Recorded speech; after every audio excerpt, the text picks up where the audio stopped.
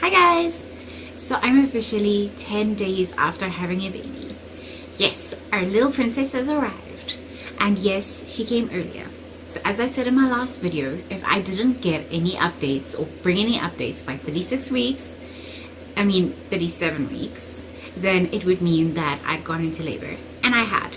So basically, what happened was the Tuesday, just 2 days after recording and editing and uploading the video, I was on my way back into the house after shopping and being very crazily busy that day because it was 2 days before I was going on planned maternity leave. And yeah, that's little cutie in the background. I think she's gonna wake up soon. So basically then, I was walking to the house and I started weeing myself. And I thought it was just one of those small little wees, sometimes when you're pregnant and the baby's pushing and you're under pressure and things like that, sometimes it does happen that you have a small accident, and I just thought this was a big accident. But I was on the phone with my mother when it happened and I said, I think my water might have just broke. But I said it, but I didn't really click okay, probably, I thought I probably had just weed myself. Embarrassing, I know, but when you're pregnant and you're carrying a very heavy baby, all kinds of different things happen to your body, as you women would know. So they continued, my family continued pushing me to go to the hospital, and I was like, no, I'm not in labor. If I was in labor, I would be feeling it, and the second I get any labor pains, I'll go through. So I just left it. And the next day they were on my case again, so I did everything that I was supposed to do. I dropped off things. I picked up a really heavy printer, like a 7 kg printer, dropped it off at the office, went shopping for some stuff for the house, came back, blew away my hair, did everything, gave a call to the doctor, and they said, okay, well, you should go to the hospital and just get it checked. So I went through to the maternity ward slowly, taking my own time. I had everything in the car, but obviously I hadn't done the final touches that I was going to do. And I lay there and they're like, you're having proper contractions. I'm like, no, I'm not feeling anything. They're like, yes, you are. And her heart rate was a little high at certain times with the contractions, and I was having constant contractions. And they tested me and my water had broken. So I was admitted and told not to eat anything or drink anything, and that the doctor would come see me soon. And yes, so I was admitted at about 2 o'clock on the Tuesday. At the 6 o'clock, the doctor came through after doing his rounds, because it wasn't like an emergency. I wasn't in intense pain. Only from about 3-4 o'clock when Rudy arrived there did I actually start feeling the contractions. But I wasn't dilating, so I wasn't in danger of having the baby right then and there. And they were just looking after me. They put in a drip in, etc, etc. And the doctor said, okay, we're gonna operate.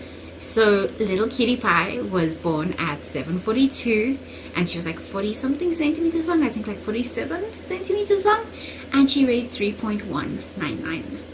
Yes, 189, something like that. Okay, something under 3.2. And it was really, really scary. So I think I will make a story, a video about what it feels like to have a cesarean. But it was something that was quite scary in the beginning. Everything went well, and she was born perfectly. She's had a tongue tie, which she got, and we've been since then learning and kind of realizing how to handle having a baby. I must tell you that it's a lot harder than I thought. We're in love with her. We love her so much. She's absolutely adorable. But it is very, very difficult getting used to and actually going through the little sleep and the problems of trying to get dressed and trying to get out of bed in the morning, because you're so busy feeding and looking after her, and then when she goes to sleep you fall asleep, or you're trying to do some kind of work, which I have been doing. It has been a very difficult time of the year for us at the moment in the charity field. So I've been working on the side every now and then, answering phone calls and questions and things like that. So I've had a few days where I literally have only maybe gotten my teeth brushed by 11-12 o'clock. Yesterday I actually only took a bath at 6-7 o'clock at night for the first time. Yes, that night.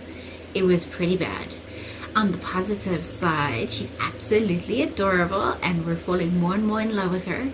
She's growing as she should be, and she's actually been a lot of a blessing, especially in the beginning. She was sleeping a lot, and then just waking up to eat and then sleeping a lot.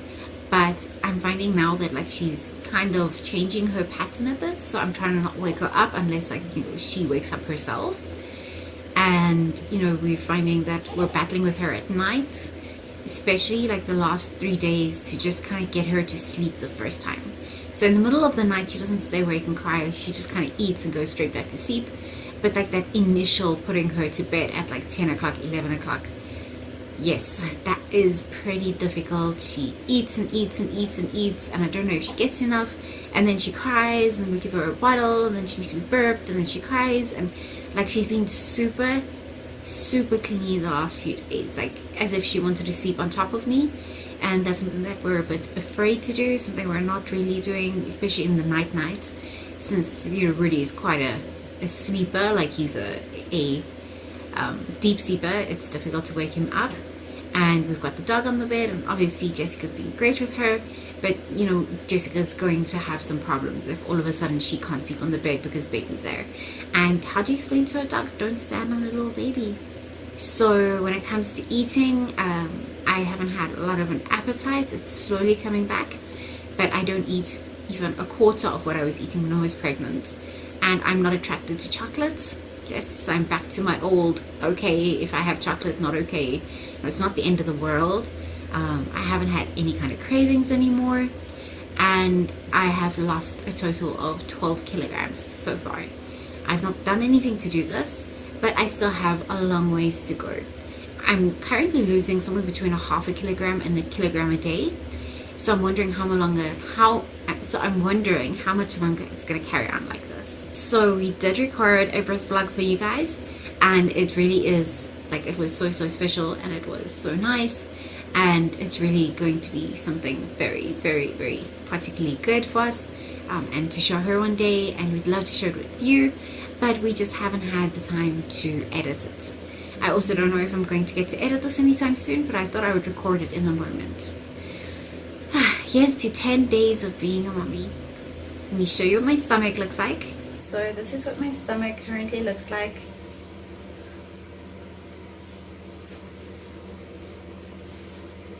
But I am wearing one of these tight compression underwears.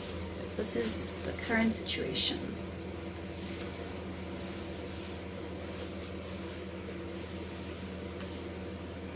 So guys, if you're battling with a baby, or if you're in your first week or so and you're wondering what it really is like, feel free to give any questions down at the bottom there, and let's talk about it.